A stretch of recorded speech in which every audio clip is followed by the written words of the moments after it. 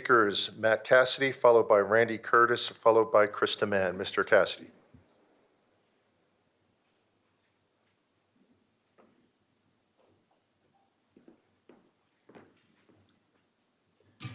Good evening, directors and Superintendent Kane. As a strategic advisor to FAIR, the Foundation Against Intolerance and Racism, I'm here more to address the comments of those who impugn you at these meetings by linking you to us than I am to address you. You all know who we are and what we believe, even if some of you sometimes deny that. I'm sorry to the board members who have been attacked using our name. I'm not quite sure why our group has been used against you. It likely stems from 2021 when Director Meek asked if she could attend one of our meetings and we said no. That decision was made in light of a lack of trust that many of our members felt for the Board of Education at that time.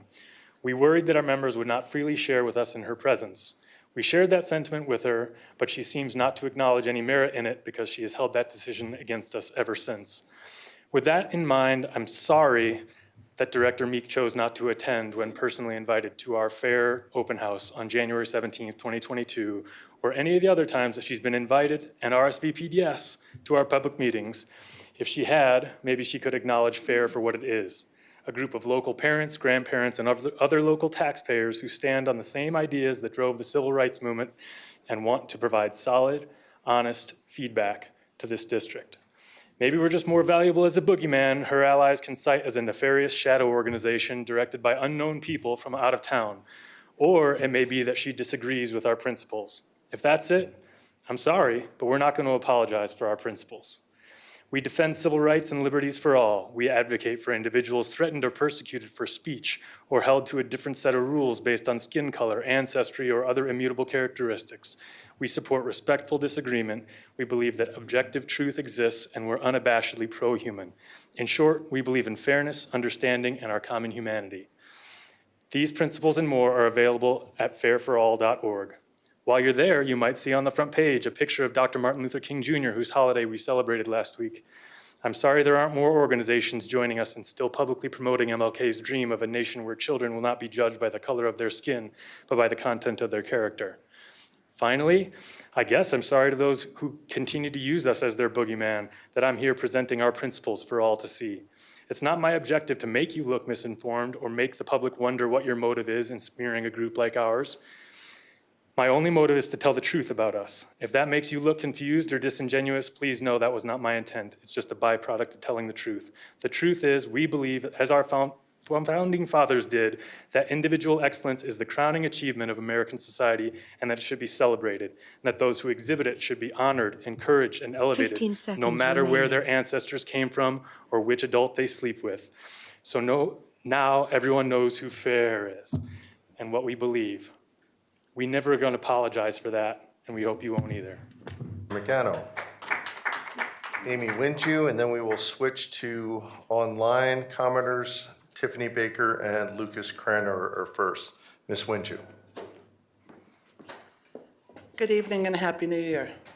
This evening, I would like to read item 4 from the Board of Directors Handbook. Item 4 is Section B. Collaboration with community, business, government, educational, and organizational leaders is sought to provide opportunities for students to create positive change and provide service in our community. This was written by and reviewed by the former board to include Director David Ray. Meeks has been supportive of outside groups working with the board. For example, in an April 2021 Facebook post on Meeks' page, she promoted the ACLU's No Place for Hate program.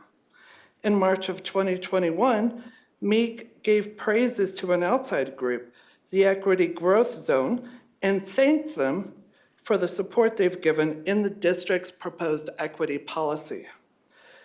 It's encouraging the board appreciated that board members have previously actively collaborated with community and parent groups. I hope this continues. On a related topic, I'd like to bring up emails that members of the Equity Advisory Council sent to Superintendent Kane expressing concerns about outside parental groups attending December's EAC meeting. Meeks was one of the persons who expressed her fear about members from such groups attending. To assure Meeks and others on the email that the district takes security seriously, it'd been mentioned that Superintendent Kane reached out to the district security director, who in turn reportedly reached out to a contact with the FBI. I'm curious as to why the Douglas County Sheriff wasn't mentioned, and also who has jurisdiction in the county, the FBI or the county sheriff.